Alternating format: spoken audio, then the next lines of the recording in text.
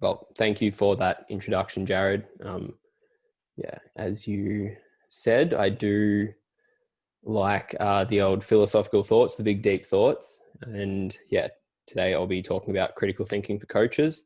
I think critical thinking is just a very important topic. Um, like education is one of those things that people are big proponents of, but I actually think critical thinking should be something that falls before that and precedes education. That's something we'll go into a little bit. So yeah, a little bit about me, because I presume probably most of you won't know who I am. Not sure, maybe you do. It's always hard to know how far sort of your reputation or things reach, but for the most part, I guess I'm speaking to a part of the industry that I'm not super in touch with. Jared and I float in somewhat different circles now, but it's nice to reconnect over certain topics, and especially when it comes to helping out young or aspiring coaches. So yeah, this is the little about me, but I'm basically obsessed with deeply understanding the world, like not just on a superficial level, not just the obvious stuff, not just what is considered known now, but like what is the fundamental reality that lies beneath the surface, I guess. So I am the education manager at JPS Health and Fitness. We're a personal training and education company. But yeah, I don't really do a whole lot. I just throw around big ideas and try and recruit someone to action them. I write a few articles, I guess, but yeah, that's about it. I have bachelor's of exercise and sports science, and I did my master's of high performance sport. Finished that last year. They're very, I guess, sports science focused, but generally speaking, I just considered them degrees that looked at how to influence positive change in complex systems. I think whether you are looking at the physiology of a single cell, or an individual, an organism, or a sports team, like what you are trying to achieve is how to influence positive change, the adaptations required to drive performance or something like that. And those are very noisy and complex systems. So having some kind of framework to make informed decisions, I think, is very important. As Jared mentioned, I write for my own site, Therefore Think. As he again mentioned, I write long articles. It's because for the most part, I'm trying to work out what I think about something. I write to help explain to myself as well as to others. I think that's the most genuine way you can write. So that's the way I go about it. I'll try some shorter content in the future though. The basic quickfire round, the eHarmony bio, I guess, is I like books. I think Darth Vader is way cooler than Luke Skywalker. Same goes for Spider-Man versus Superman. Any of those like stereotypical good guys are just completely lame in my eyes. Velociraptors are the best part of Jurassic Park and just dinosaurs in general. I'm a Pisces, and I've never lost an eating contest. And everyone always goes, oh, I can eat so much. And then I eat with them and they go, holy crap. Yeah, that's not human. So I don't know if anyone wants to take me up on that. So we're going to get into the part one, why and what, a critical snapshot, or a snapshot of critical thinking. So why this topic? I've sort of explained it a little bit already. Your brain is your best weapon, and it's at the root of all that you do. Like just whatever you want to achieve in life, you will be better served by having a better functioning brain, whether it be, I guess, the health of your brain or the systems and algorithms that it applies to generate some kind of behavior or outcome. So there's a quote there from Bo Dalbaum, who's a computer scientist. You can't do much carpentry with bare hands, and you can't do much thinking with your bare brain. So today, what we're really going to be looking at is setting some of that foundation for how to generate better outcomes with our brain. And I've posed a question there, doesn't learning solve this problem?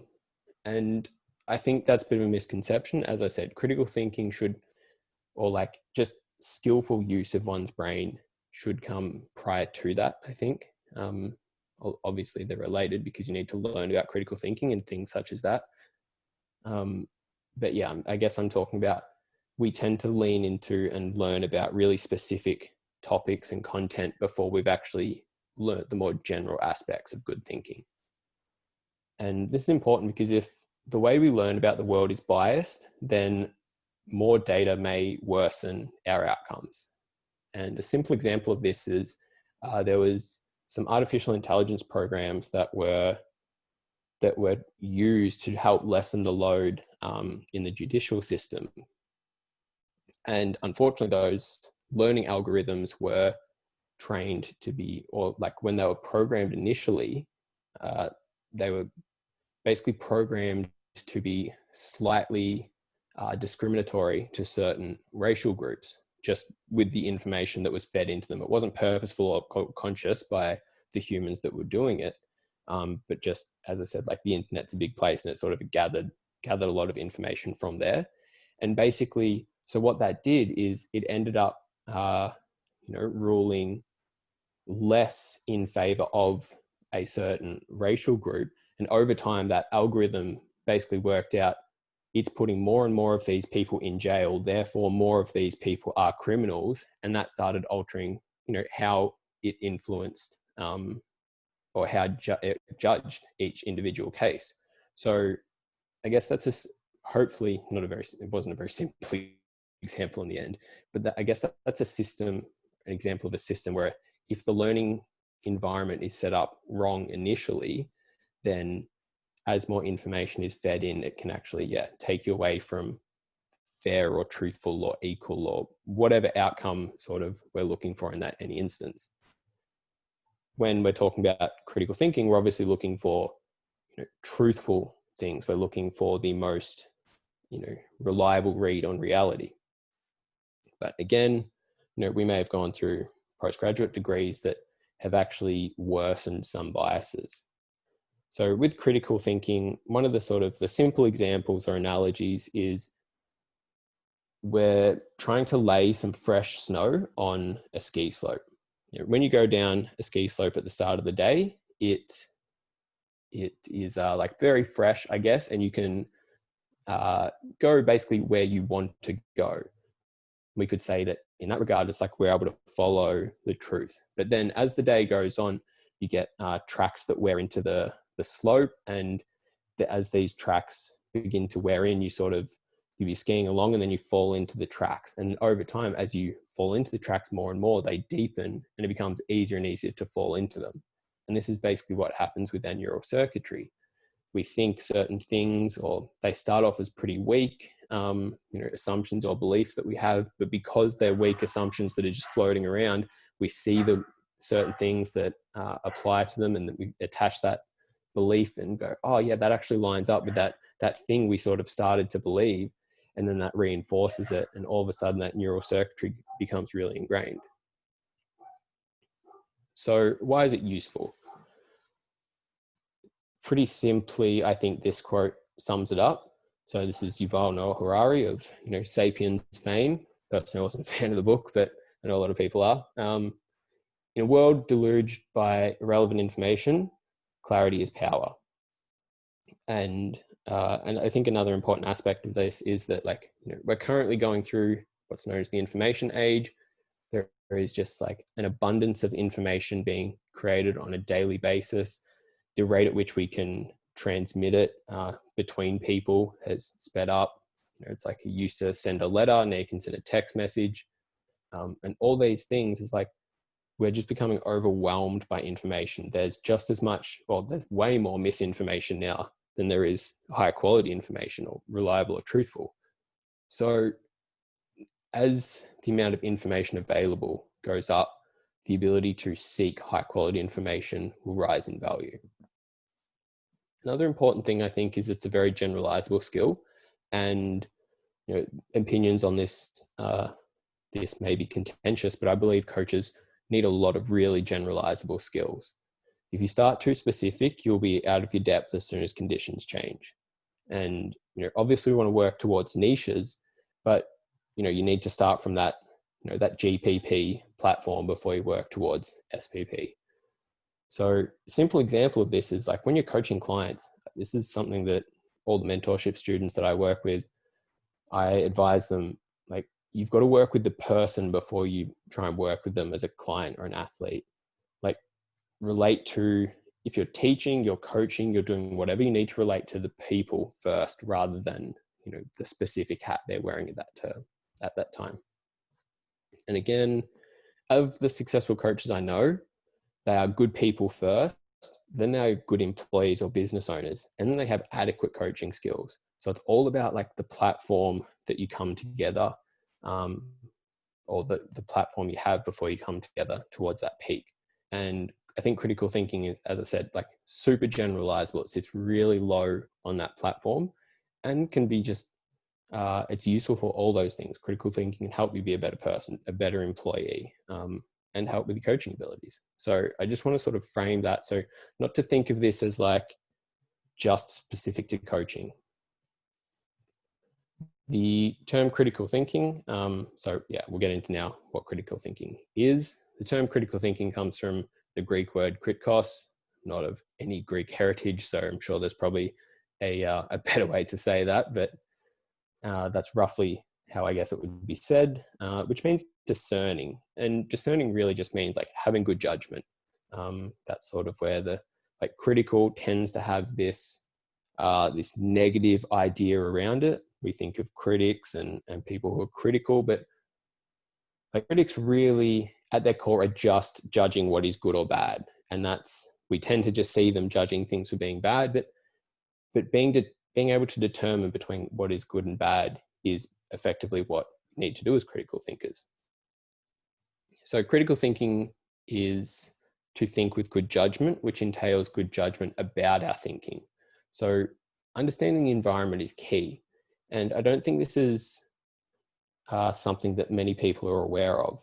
Like as we're not really like trained or taught about what it's like to have a brain, because everyone's just stumbling around being like, man, it's this weird thing. I feel like I'm at the center of the universe, but you know, I'm told I'm not, but every single day I wake up and that's what I feel like. Yeah, we need to just, I guess, create some space within our own brains to think about our brains and the environment that our thoughts are occurring in. So something that's really important is that you can't really judge anything without understanding the environment that it's in. So simple examples of this would be studies on hypertrophy. It's like, oh, this method did marginally better than this method, therefore this method, you know, might be better. But if that was, say, a low volume, if let's say the lower volume method actually resulted in more hypertrophy than the higher volume method, do we say, oh, therefore low volume is better for hypertrophy? Well, it's like, it depends. Maybe those were you know, student athletes that were doing all kinds of, you know, sport specific training. They had exams on at the same time. Maybe that's why the low volume program resulted in greater hypertrophy. So we can't judge anything specifically. Same for geniuses. It's quite interesting that like we look at all the geniuses of history, and it turns out that most of them are only of sort of like slightly above average intelligence. And like, you know, there's been like tens and thousands of people of probably like Einstein's intelligence over the years, but typically it's the conditions that these geniuses grew up in that allowed them to express the gifts that they had. And again, same applies to our thinking. We can't know a lot about our thinking without knowing sort of the environment that it occurs in. So something else I'll just tack onto that is like critical thinking will consider roughly rationality. So it's not exactly the same thing, but it'll suffice for today's purposes. When I say rationality, people have sort of things in mind, like Sheldon Cooper from Big Bang Theory, or depending how old you are, it might be like Spock from Star Trek. But it's not typically that archetype of like that really comic book character style of rationality. What rationality actually means is having beliefs that are based or assumptions that are supported by the evidence, or beliefs that are supported by evidence. And the word rational stems from the word ratio, which means quantitative comparison. So the most rational thing to believe is the thing that has, I guess, the greatest quantity of evidence in comparison to something else. But that doesn't mean you believe it wholeheartedly. It might just be, oh, this thing has about 80% of the evidence for it versus 20% of the evidence for it. And it's understanding those ratios and how they relate to one another that's important. It's not just this first past the gate or like majority wins kind of rule. It's not like 51% of the evidence is for this, therefore that is 100% true. It's got to be a little more probabilistic. And inversely, irrational means based on assumptions not supported by evidence. So you can be rational and wrong or irrational and right, but rationality helps stack probability in your favor. So, is critical thinking natural? The short answer is no. And there we've got, probably one of the absolute archetypes of uncritical thinking, just unscientific thinking in general. There's really good article in the Scientific American from a few years ago about anti-science thinking, and it suggests that these are a few of the ways that our brain trips us up from being natural, critical, or scientific thinkers. So the first issue is shortcuts. We avoid information overload. And as I said, like with the information age progressing, information availability is scaling at, pretty sure, an exponential rate still. So yeah, we really need to learn how to deal with that. And so we simplify at every opportunity, and we use heuristics for speed and ease. And heuristics are basically like rules of thumb, which turn out to be useful majority of the time, but they're not very specific or granular lenses. So the second issue we run into is cognitive biases. Our beliefs alter our perception. We'll get into them a little bit more later. And then social goals. So conformity and trying to avoid ostracism. Like, no one likes to be the lone wolf, even if they say they do. Primates evolved in small groups. To acquire status, that's a big thing that subconsciously alters our belief systems. And another is just to attract a mate. There's evidence to show that males are more likely to speak up and disagree with the group, just so they can stand out and potentially distinguish themselves from other males within the group, so that they can present themselves as a viable candidate for females. So what does critical thinking involve? I'll reference a few articles throughout this presentation, and I'll list them all at the end, but there's plenty of good information out there. So one of my favorites is by a guy called Howard Gabinash, and it's called Critical Thinking. What is it good for? In fact, what is it? And in that, he suggests a tri-dimensional framework for critical thinking. The first is the worldview dimension, which is basically that things are not always entirely what they seem. So he elaborates that more extensively in the article, but yeah, that's probably the first thing you really need to keep in mind if you're going to try and think critically. Like, whatever is on the surface, that's probably not going to be the entire truth of the matter. The skills dimension would come next, and this is processing information rather than simply absorbing it. And this is the level that people always talk about when it comes to critical thinking, such as analyzing, synthesizing, interpreting, explaining, evaluating, generalizing, abstracting, blah, blah, blah. I'm not even going to go on too much about that. Like, we'll go into that a little bit later on, but I think that's something that's really difficult to actually teach.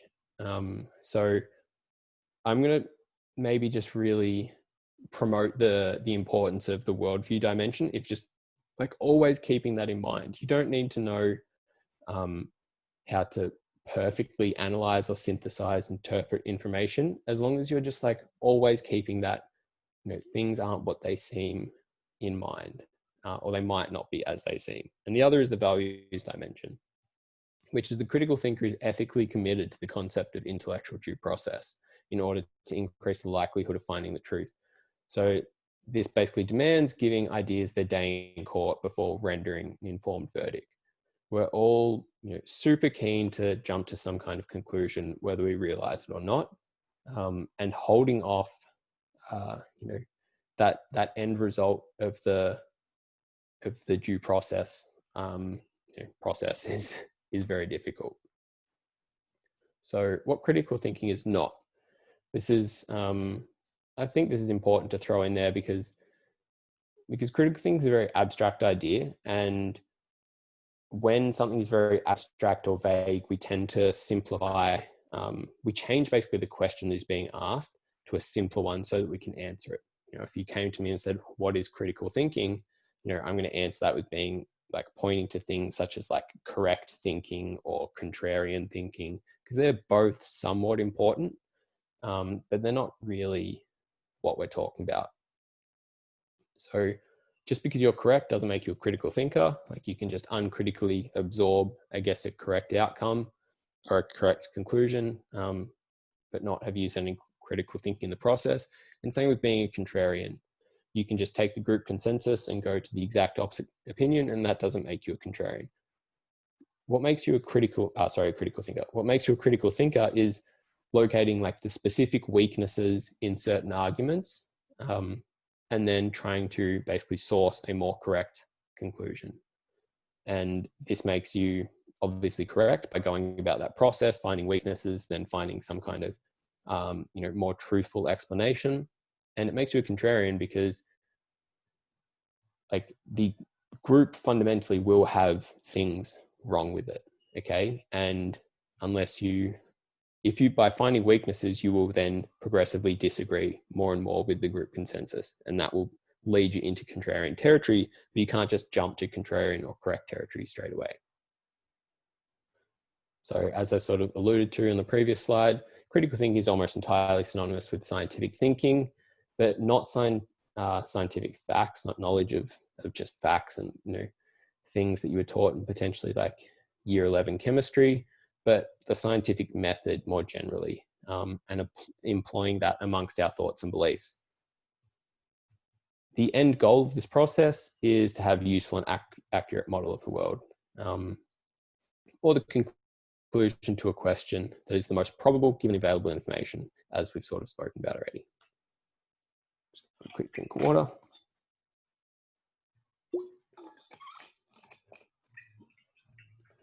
I believe I actually have a test in this question. Jared, are you still around? I can't even see anyone. Certainly am, mate. Beautiful. Are you going to be on hand to do a test for me in about 2 minutes? Yep, let's do it. Okay. So this section is just about our buggy brains. First one was sort of just that platform of critical thinking. This is where we go wrong. And the third one is hopefully where we can go a little bit more right. So first, an obvious one, typically, like if you're at all familiar with this area of, whether it be the psychology literature or just reading articles for your own interest, is biases. So biases are a systematic deviation from assessing reality in a rational manner. I think they're probably best thought of as like a mental magnet. And I guess people have this idea of like always trying to get rid of biases, but fundamentally, like all we are is the result of our biases. Like we all have these mental magnets pulling us towards a variety of outcomes, and just how we act is, I guess, the net result of them all.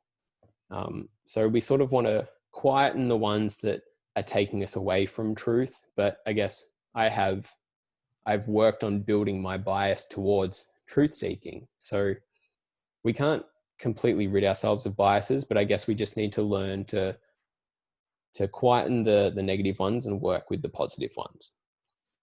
But a quick rundown of some of the ones that alter our perception in non-useful ways are the actor-observer bias. And this is the result of when we overweight the role of something played. We overweight the role something played. I haven't typed that very well, in a particular outcome, and underweight the environmental influences. Basically, when we're walking past someone in the hallway and we say, "Hi, how you going?" and they ignore us, we think, "Oh, that person was rude." And really it is typically much better explained by the environmental influences. That person was potentially running late, or they just got some bad news or something like that. So even if you think of a bunch of people who you think you know really well in regards to their personality, it's a good chance that you're actually over concluding how much that is their personality. Like, you maybe even think of your best friend, you think, oh, they're a nice person because of X, Y, Z.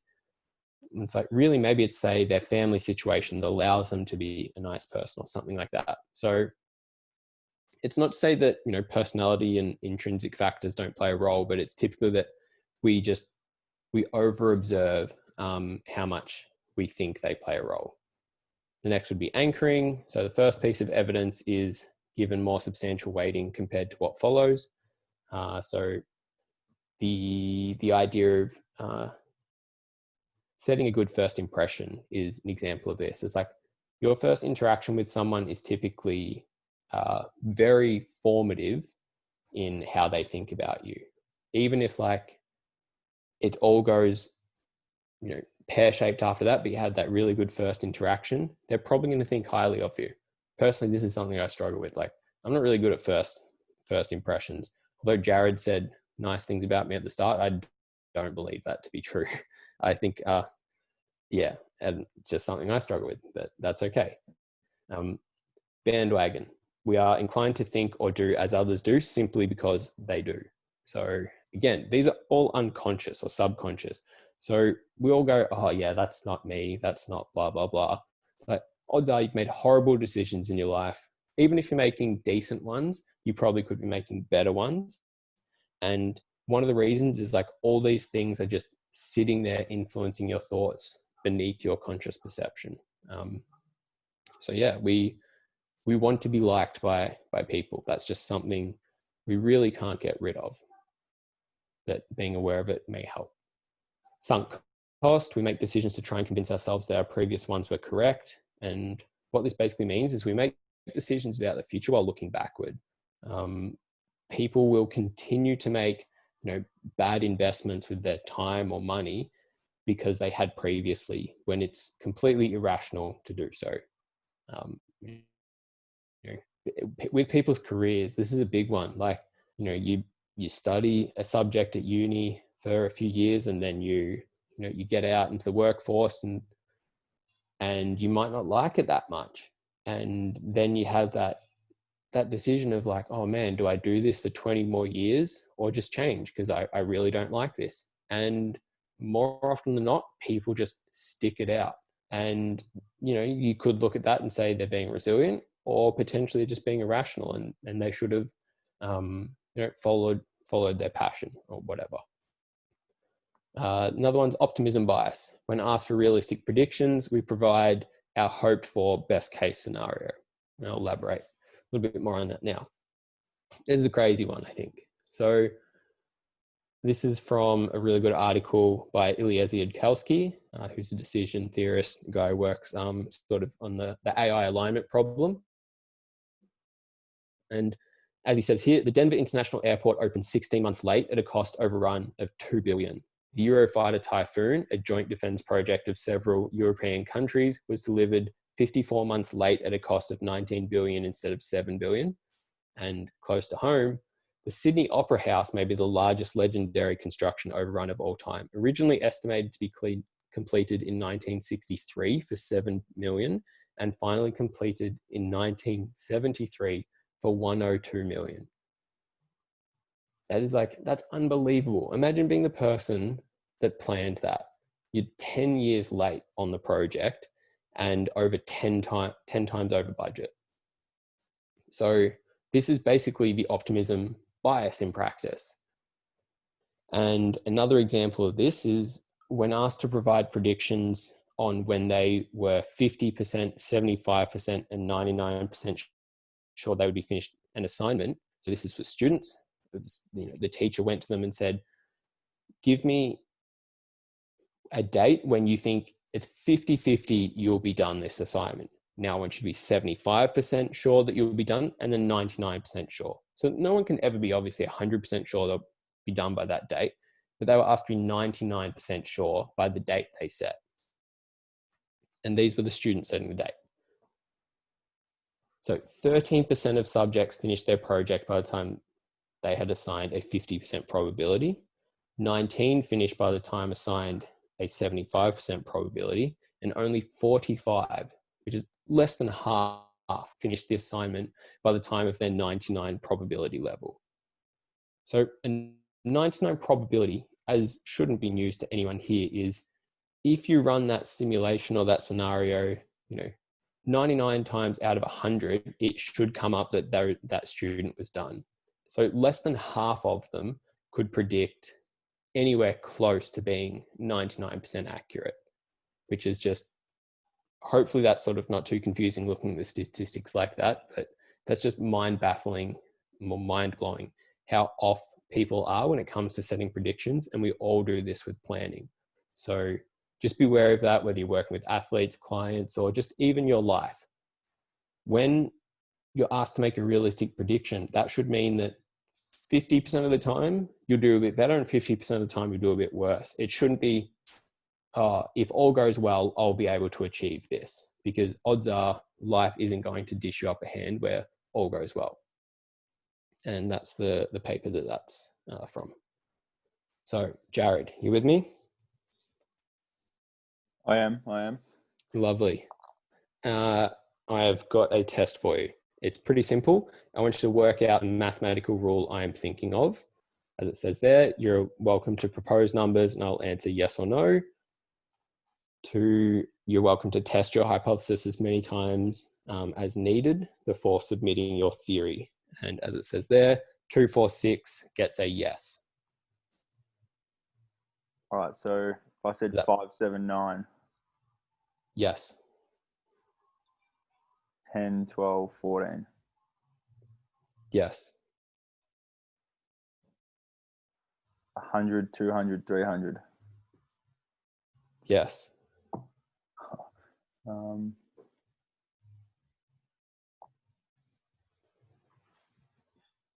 9, 7, 5. No. 10, 8, 6. No. 6, 4, 2. No. All right. Can I propose a theory? You can propose a theory. Everything's going upwards. Well done. 3 numbers in increasing order, lowest to highest. So Jared actually did very impressively there. And I didn't actually include the stats on this, but it's something like I don't want to say the vast majority, but it's the majority or the vast majority of adults get that wrong. Pretty much everyone sticks to testing the theory in a way to produce yeses, but the trick to actually getting it is testing it in ways where you produce no's. And this is something that's actually going, I guess, a bit amiss in academia at the moment. It's sort of the whole publish or perish, and with people only publishing positive results, tests are like, yeah, we like to consider ourselves as scientific thinkers and to be informed by science, but when science is going about things in somewhat of a biased manner, we also need to be wary of that if we're going to consider ourselves critical thinkers. So yeah, thank you for your help there, Jared. But Jared completely destroyed my my demonstration of the positive bias or confirmation bias, where, as I said, we trial a hypothesis using tests designed to produce a yes.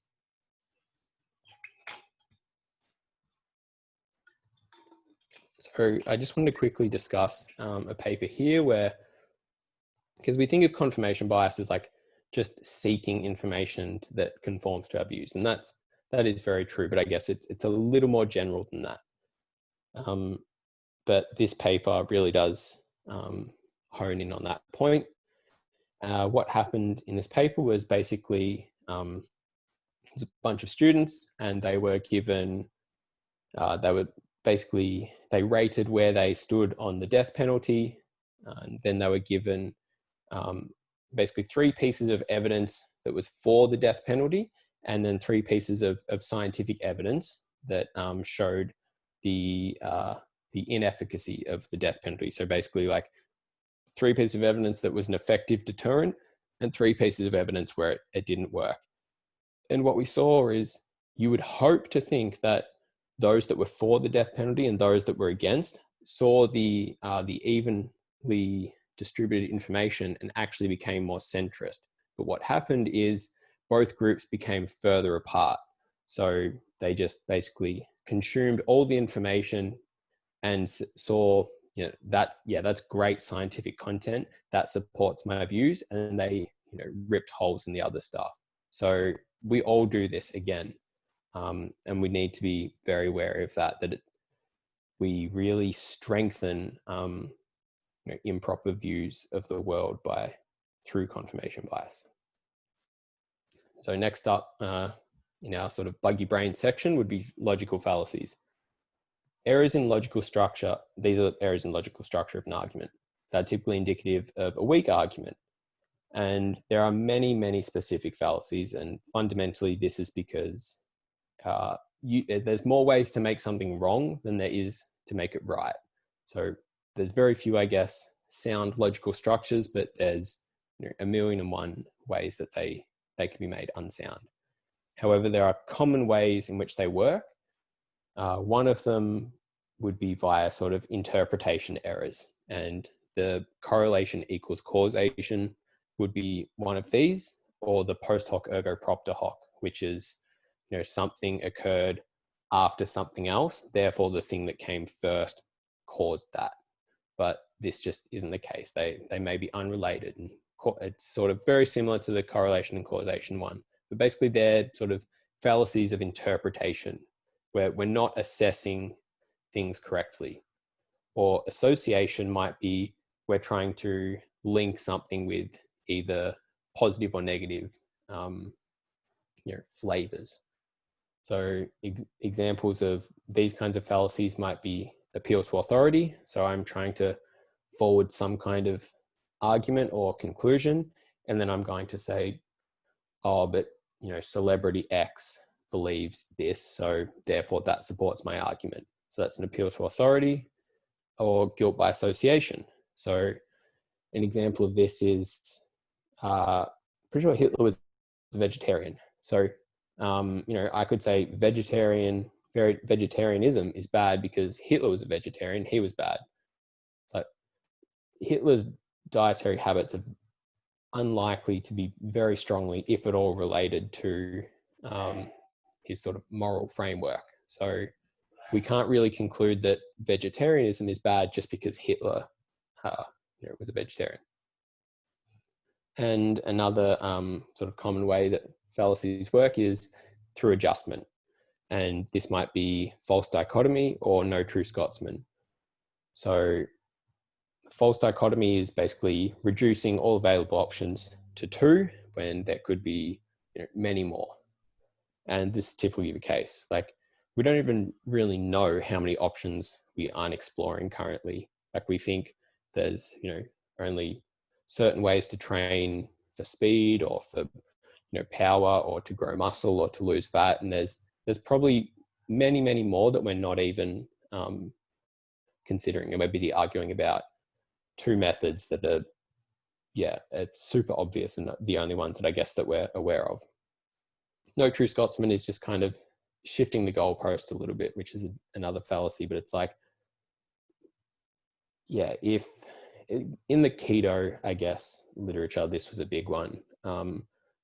If some population if some study didn't show that keto was superior to a high carb diet, then they would say, oh, that wasn't a true keto diet. They weren't fat adapted or this or that. So, if it doesn't get the result or doesn't demonstrate whatever that, person wants it to, then they'll say that's not true or that's not a real something. And that's the no true Scotsman fallacy. However, we need to be aware of the fallacy, which is when we suggest that, a conclusion is wrong because a fallacy appeared in the premises or the argument supporting that conclusion or leading to it. But as I said, you can be rational and wrong, or you can be irrational and correct. And an example of the fallacy might be something like, if I was to say that gravity is true because the sky is blue, then that's definitely a fallacy. That's a non sequitur, which means basically it doesn't follow. Like the fact that the sky is blue in no way supports that gravity is true. But if someone was to come along and say, that's a fallacy, non sequitur, therefore gravity doesn't exist, then they themselves would be committing the fallacy. Yeah, I'm going to stop saying fallacy for a bit. So the final thing I wanted to say in this section is about dysrationalia, which is the inability to behave rationally despite adequate intelligence. And the important thing here is that IQ and rationality are only moderately linked. So Keith Stanovich is a cognitive psychologist who's done a lot of work in this area. And basically what we see is dysrationalia, or just even irrationality in general, can arise due to mindware gaps or contaminated mindware. So a mindware gap is, a lack of education, sort of. Someone doesn't know something they need to know, or contaminated mindware might be they believe something that they shouldn't. And I guess those two things lead to irrational thoughts and behaviors. But just to sort of give you maybe a better conception of that, is intelligence is typically thought of as like your mental engine, I guess.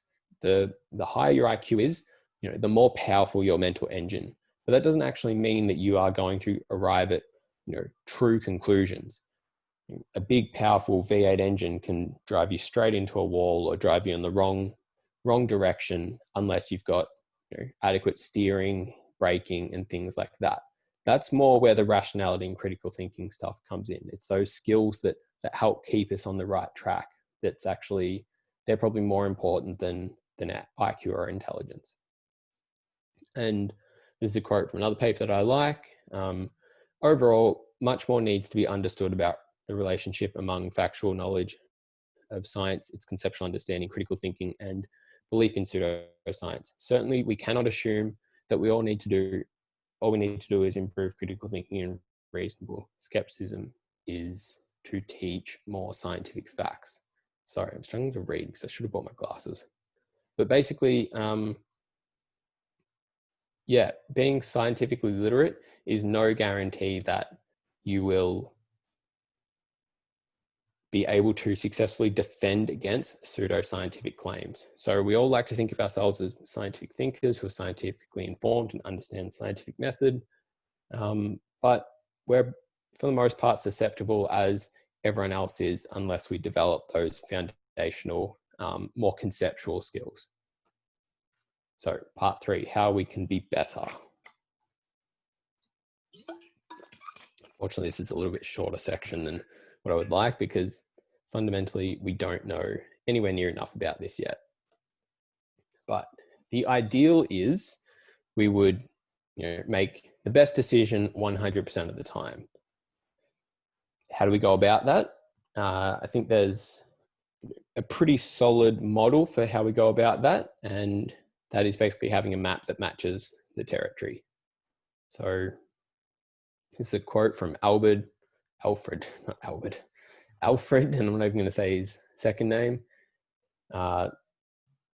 Really onto this kind of stuff.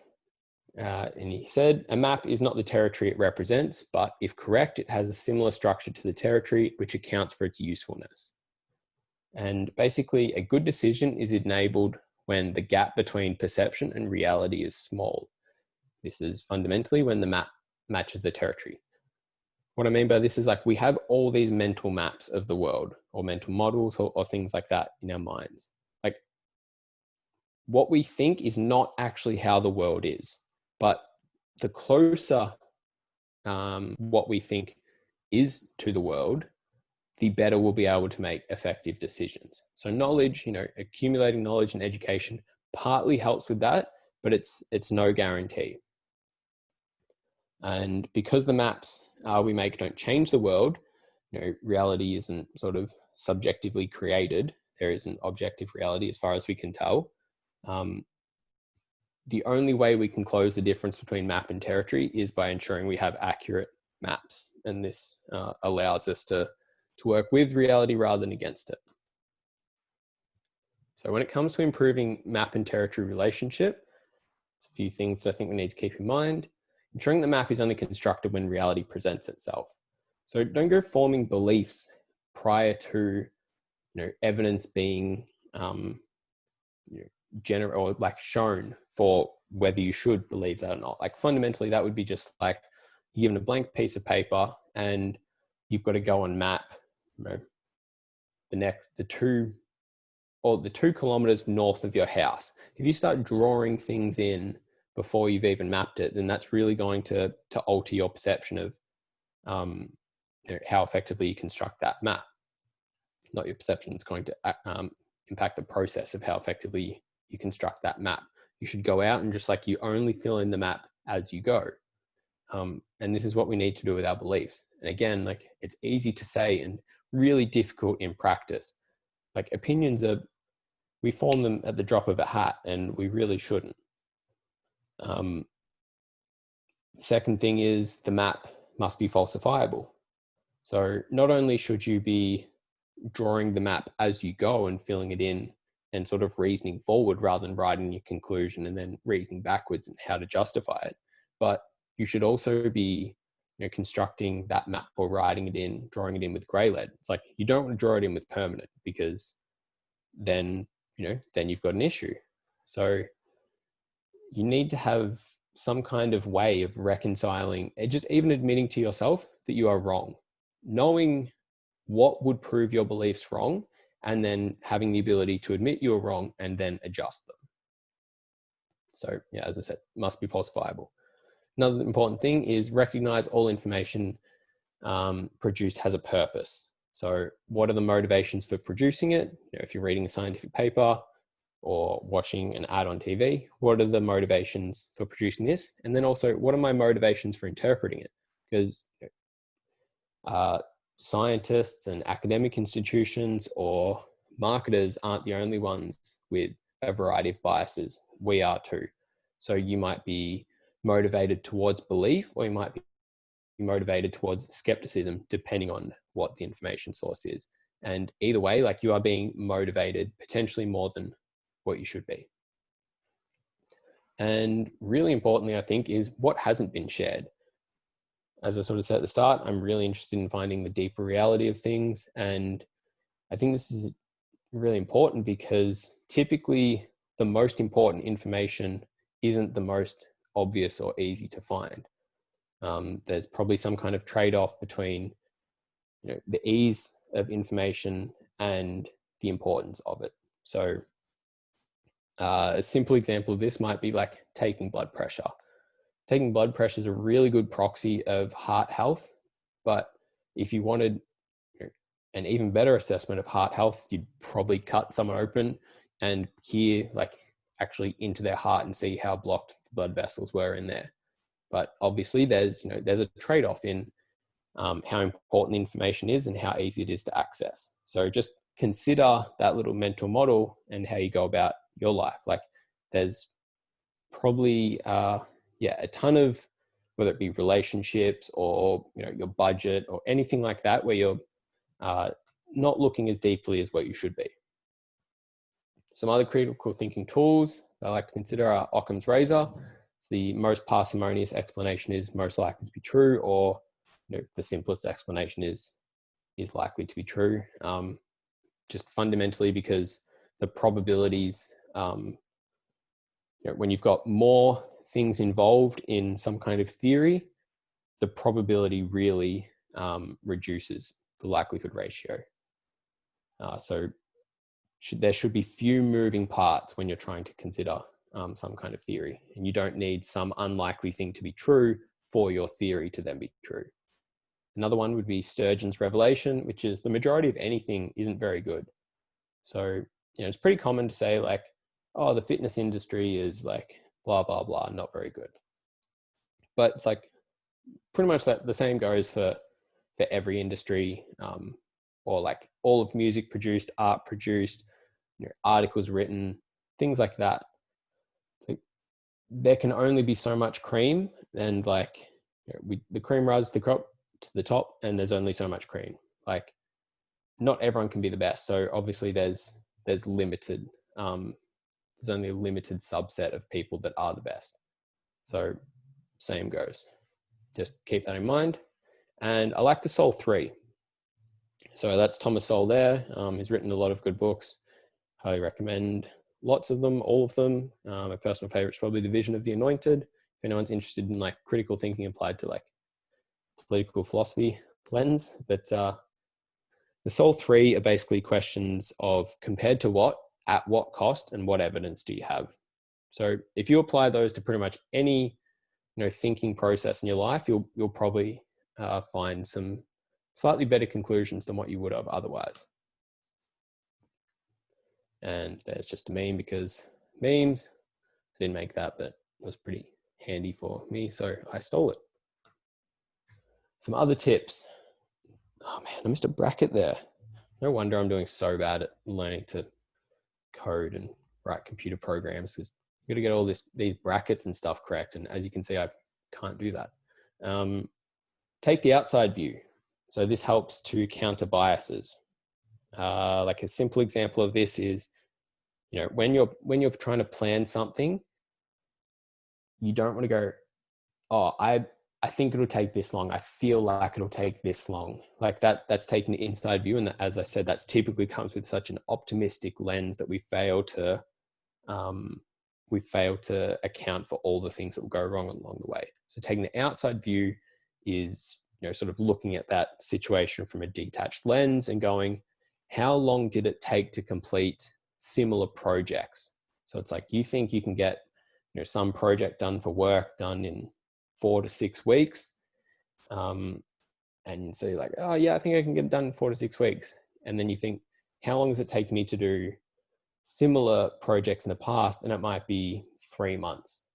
So, you've got to just keep those things in mind. And there's no obvious or easy way to go about these things, but asking people or prompting people to take the outside view typically helps in their decision-making processes. Reflecting, you want to learn about yourself. Okay. Like without reflection, you won't really discover any of your biases. You just keep sort of like, I said, it's not good to look back consistently. Like that's, I guess, the sunk cost fallacy of like making decisions while purely looking backwards. You want to make decisions while looking forwards. You also want to reflect and work out, okay, I made bad decisions here, here, and here. And what was the thing that led me to making those bad decisions? By learning about yourself, you can sort of improve your thinking processes. You also want to learn about a variety of fields and learn about the world. By learning about yourself and improving how you process information and learning about the world, then those two things can create an interplay, and you'll start to obviously, or like hopefully, map the terra-truth world in a more rational and truthful manner. You also want to consume challenging information. So this might be relating to difficulty or ideology. And then application of knowledge. You've got to test. Like knowledge is, when I say application of knowledge, it's not just like, oh, I learned this thing, now I want to put it into practice, but it's also like, I learned this thing, now I need to test if that is actually true. Where does it hold up? Where does it break down? So knowledge is defined in a number of ways. One of the ways is justified true belief. So through application, you can work out if it's justified, or another way is it's useful information. And again, you can only learn this through application. And then we got Morpheus there because Morpheus is cool. And I just wanted to have this slide on empiricism, which is basically like testing things and whatnot. So I've got a couple of quotes here. First one, so Richard Feynman. It doesn't matter how beautiful your theory is. It doesn't matter how smart you are. If it doesn't agree with experiment, it's wrong. And the second is, if a tree falls in a forest and no one hears it, does it make a sound? One says, yes, it does, for it makes vibrations in the air. Another says, no, it does not, for there is no auditory processing in the brain. Though they argue, one saying yes and one saying no, the two do not anticipate different experiences. do not ask which beliefs to profess, but which experiences to anticipate. Always know which difference of experience you argue for. So here we see a few things. First with, if your theory doesn't agree with experiment, it's wrong. And I think we need to be aware of this when we come to talking about like outliers and things like that. Like, yes, there are, I guess, outliers when it comes to a theory, but if we had a perfect model for reality, then there would be no such thing as an outlier. So just discarding information points or data sources as outliers is a good way to protect a theory from needing to update itself. And like an outlier should highlight that there is something that this theory isn't considering that it needs to. So that's where empiricism really comes in. And the second is sort of, I guess, true again. Like we love to, I'm going to use the term mental masturbation.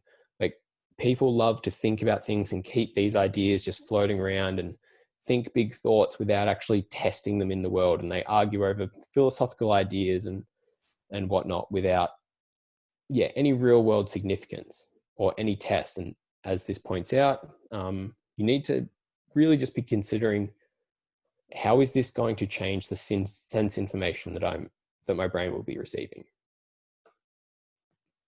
Next up, we have the art of conversation. We're sort of coming to the end. I think this is really important from a critical thinking perspective. You don't learn by talking, you learn by listening. And in order to listen, you want to shut your mouth. The whole 2 eyes, 2 ears, 1 mouth scenario. However, as we become more emotionally concerned with winning an exchange rather than learning, our conclusions become set in stone and we begin to commit fallacies. So if you're engaging with someone who doesn't share your opinion and you start to become heated, you'll start committing fallacies left, right, and center. And that's obviously bad reasoning practices to get into, because you're just more concerned with the outcome of the argument being you winning rather than actually learning what that person has to say. So be careful of becoming frustrated, raising your voice, interrupting the other person, or even consciously lying. Like consciously lying seems like this, things have really gotten out of hand if it gets to that stage. But like if you start paying attention, you probably consciously lie every day to win an argument. And these little things are the things we need to start picking up on if we're going to be more critical thinkers. And that starts with sort of our daily lives before we can then incorporate into our coaching lives. So again, nothing holds up a mirror to your own biases like a conversation with someone who doesn't hold the same opinion. And getting good at these conversations is really important if you want to know more, learn more, and be a better thinker. Because the more practiced you become at engaging in respectful discourse, the more others will engage you. The more you will then learn from others. And the more others will then want to come and talk to you because you know more. So a lot of people really get up on their high horse about how much they know, but no one wants to talk to them because they're up on their high horse. If you learn to be respectful and treat everyone like they've got something to teach you, you will learn things from them. Because if you presume someone has nothing to teach you, that's going to be a self-fulfilling prophecy. Then people are going to stop talking to you because you come across as arrogant. People come with you've only got 24 hours in the day, but everyone else is living their own 24 hours as well. So if they can come to you and report all that data and the information they've acquired, that's going to be really useful for you. But you've got to learn to communicate with them. And the roadblock for that is going to be your ego. However, that will be easier if you are curious. So I think, as I said, I think this is one of the really last slides, but curiosity seems to help counteract biases when it comes to processing. It's really important. And as we can see here is basically, I think you guys can see my mouse, but if we look at just like one of these graphs on the top left, we see sort of opinions on global warming. And as we move along that top left image along the spectrum though to the right, as more information or let's call it like science intelligence as it is in this scenario goes up, views on global warming actually they diverge, they move away from one another. But so this is, I guess, aligns with our beliefs or what we learned from the confirmation study section on the death penalty. However, when curiosity is higher, we see people actually responding to the evidence in the same direction. Now, conservatives still don't believe in, global warming to the extent that liberal Democrats do. However, as science intelligence, as curiosity goes up, their views still trend in the same direction. So what we see here is, curiosity really helps us process information in a more fair or truthful manner. So the quote from that study is, "The data presented in this article suggests that science curiosity, unlike other dispositions integral to science comprehension, seems to counteract rather than aggravate the signature characteristics of politically motivated reasoning." So yeah, that's another really interesting paper that I would recommend checking out. And the final words, so we've got Richard Feynman again here. "Education isn't about the ability to remember and repeat, in which people study to pass exams and teach others to pass exams, but nobody knows anything. It is the ability to learn from experience, to think, solve problems, and use our knowledge to adapt to new situations." So there's my references, and there's my final slide. And obviously that's a joke. I don't think the world is full of idiots who don't understand what's important. Yeah, thanks guys. I think I can stop sharing that. Lyndon, thank you very much. That was an area that I was very intrigued in. It's a life skill, right? And for an industry that's half science and half art, I think it's very important to be able to be cognizant of critical thinking and how to evaluate things on a bigger level. Because so many of us these days, and I'm guilty of this, are so quick to pull the trigger with our thoughts. So unreal insight there, mate. Your ability to give offer of clarity to that topic is excellent. Appreciate the time. If anyone's got any questions for Lyndon, now is your time. It's all good. If not, though, I know I rambled on there. Yeah, I've got a question for you, mate. Oh, you go first. All right, Tweezy. Thanks for that presentation. That was awesome. I really enjoyed that. I wouldn't even know if this is a question, but more so kind of like a statement or anything. You did mention that critical thinking isn't natural, so it's not a natural process. So would you say that it is a skill that can be directly kind of taught, or would you say that critical thinking is kind of like a byproduct of just increasing knowledge and dropping biases? So essentially, if you're increasing your knowledge, you're kind of aware of more information and kind of what the both sides of the spectrum are. So I think you'll be more naturally inclined to be a bit more critical, or do you think that you can actually coach it as a skill? Yeah, it probably sits, I guess, a little bit in the middle. I guess it really depends on what you learn, like the specific content that you learn, and how that interacts with, obviously, then how you view and perceive other things. I think there are definitely aspects of more general thinking that people need to learn that isn't content specific. So things like probability and decision theory and awareness of logical fallacies that's I guess what Keith Stanovich speaks about with like mindware gaps. So yeah, I think people definitely need to fill in those mindware gaps, which they may not have, I guess, they have specifically learned about the topic of probability theory or decision theory. But it's more just that general lens that they then take with them to the outside world. Whereas I guess learning about, some studies on plyometrics training, that doesn't sort of inform your mental map and the lens that you then take out to the outside world. So I'm not sure if that answers the question really at all, but feel free to have another, prompt me if there's a more specific answer that you want. No, that will settle it, mate. Cheers. No, thank you for the question. What I was going to ask, and this is a bit more of a general question, and you touched on it towards the end when you spoke about communication, but how do you think you can go about communicating to someone who might not have like a critical thinking mindset or be so curious? And you see a lot of it now, especially with people being on like either side of the fence on what they think that should be done in Melbourne about coronavirus and that kind of thing. So that's kind of an example of that. How do you think you could go about communicating with those people that are kind of set in their ways? Yeah, or is it even worth it?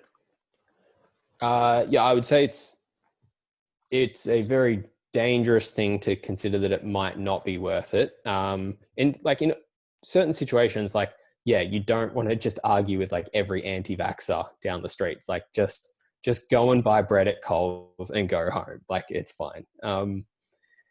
But sort of on a more conceptual populational level, like it is really important that we have these dialogues. The probably two things that I try to keep in mind is that, well, there's a few things. One is that like my view is unlikely to be 100% correct. Even though I think of myself as a critical thinker, it's like, even if I'm 99% on the money, this person may have that 1% or like that 0.1% that can still update my beliefs in the correct direction. The other thing I would say is like just the general camps that people fall into.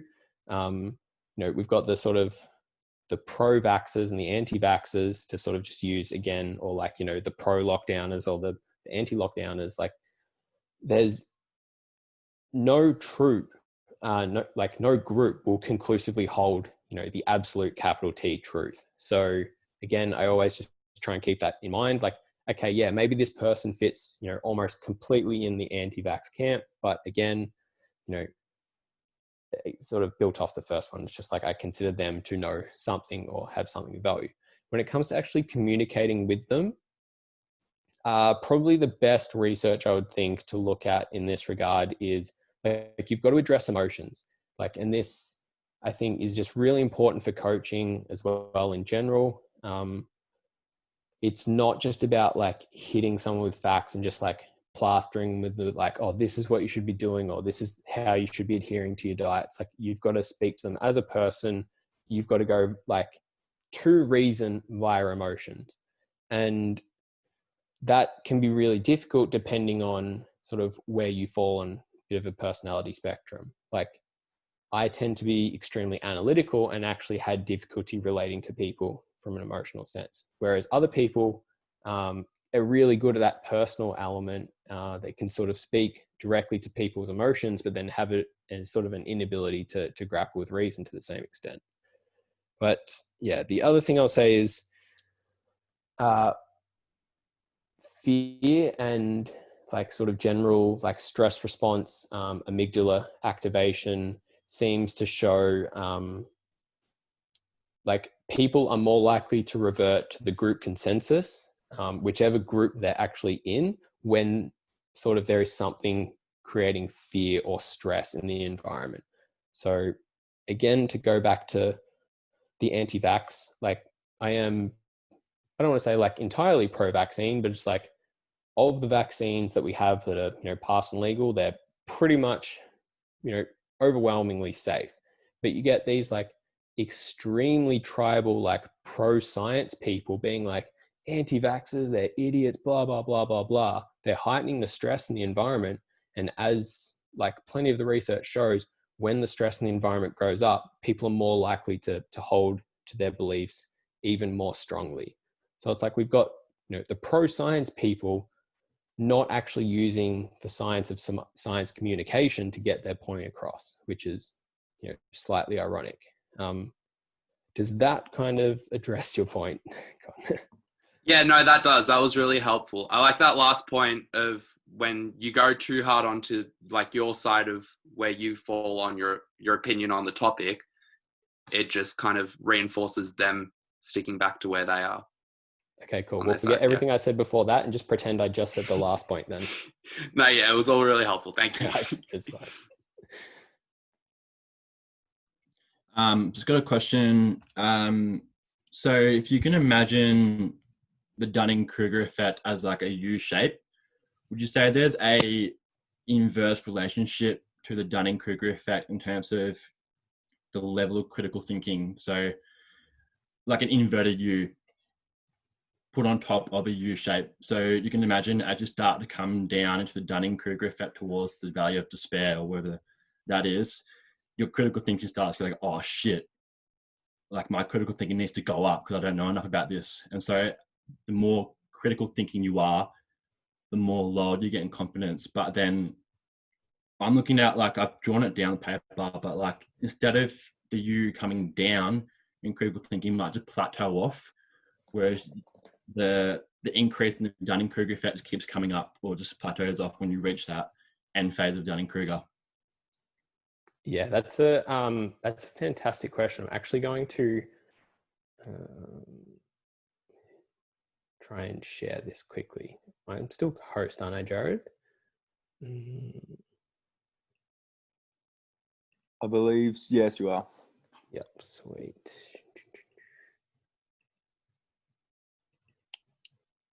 Okay, so can everyone just, man, that hasn't gone too well. Now I want everyone to just like keep this graph in mind, and then I'm just gonna go back, okay? Well, no, I'll do it here. So it's typically talked about that with the Dunning-Kruger effect, it's as you presented, like it's a U-shaped curve. Okay, now I want to go back because I want to speak to your face, David. I don't want to speak to my own screen. As you can see, after months of lockdown, I'm still not an expert in Zoom. The point I was trying to get there with that graph is like we're a little bit suffering of the whole, infographic kind of culture. But like the actual results of the Dunning-Kruger study don't show that whole U-shaped kind of curve that we're also used to seeing. What we see is just a greater disconnect. So experts still think they're smarter than beginners. Okay, that's something like we need to recognize. It's just they were much better. They slightly underestimated how well they would do on, say, some kind of test. Intermediates, underestimated to a massive extent, and there was I forget exactly where sort of beginners felt, but it's more the U shape is more demonstrative of the disconnect. Beginners sort of thought they'd do. No, I can't even remember. Sorry, I'm not going to hash out the exact study. But it's 7 o'clock here. It's 7 o'clock everywhere. See, I'm going downhill. Basically, now I'm going to give you homework. Okay, you've got to go away and look at the specifics of the Dunning-Kruger for me, and I think that will explain your question. I won't explain it well, but experts better calibrate how well they know something, though they might underestimate how well they know something. Yeah, leave it at that. Yeah, explains that well. Yeah, like obviously an intermediate who feels like they don't know enough will obviously still feel like can obviously objectively know more than a beginner. Yeah. Compared to someone up higher than them that don't know enough. Quotations. Yeah, but no, it's cool. Thanks, Lyndon.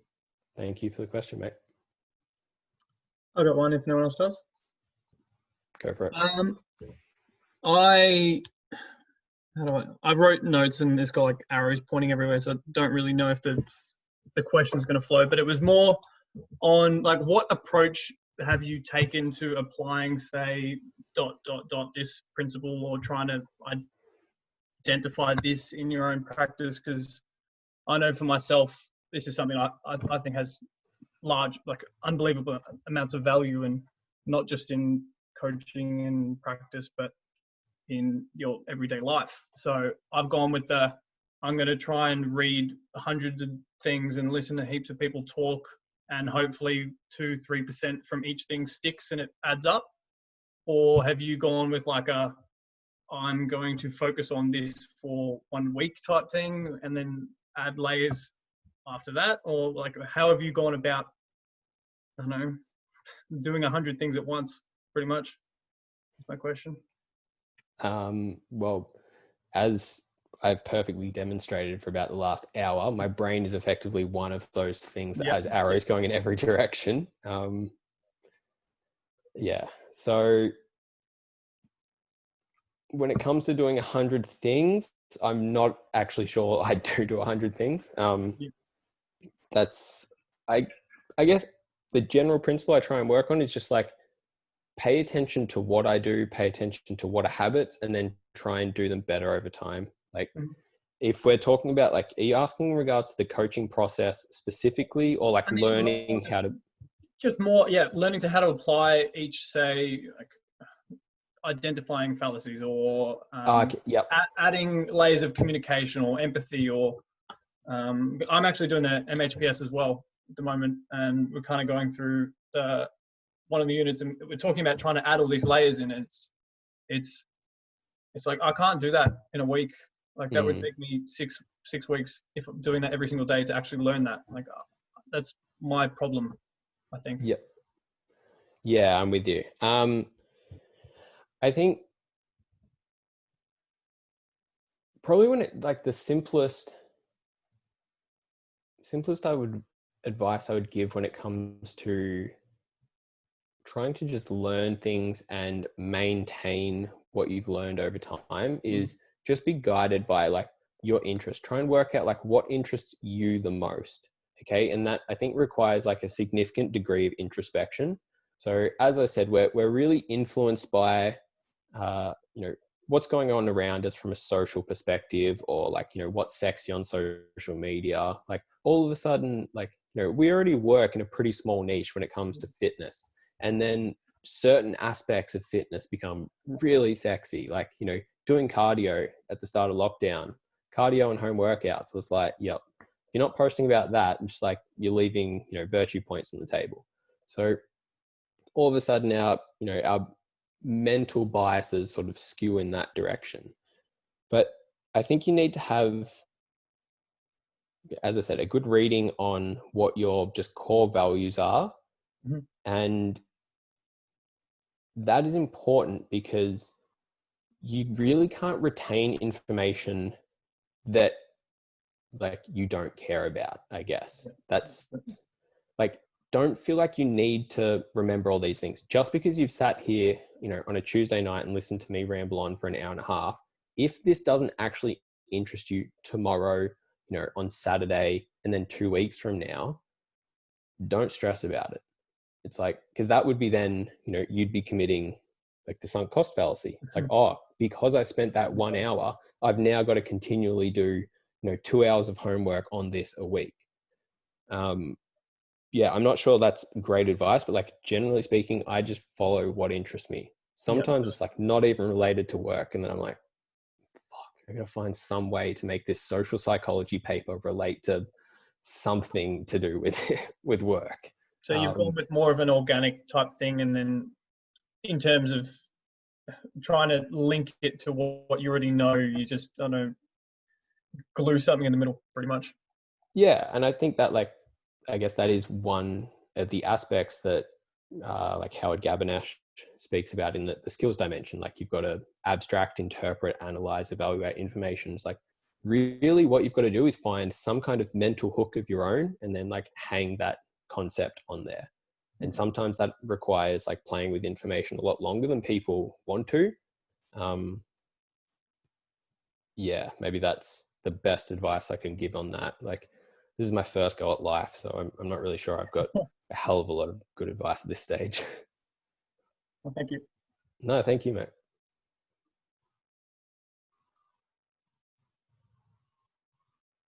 Everyone's hungry, ready for dinner. All right, we might wrap that up there. Lyndon, thank you very much for your time. I thoroughly enjoyed that. I got a lot out of it. Gives us all some different perspective and many things for us to all go away with now and start, I guess, thinking about, which is great. Thank you. Anyone who wants to get in touch with Lyndon, you can follow him on Insta, or I do recommend jumping on his website, Therefore Think, and checking out him on podcasts as well. He goes into more depth about these topics. Yeah, no, thank you guys. I really appreciate you all giving the time. Thank you, Jared. It's super lovely of you. If I've said anything of interest or anything that you disagree with here, like, feel free to get in touch with me. Would happily communicate with you all. So I'll leave it at that.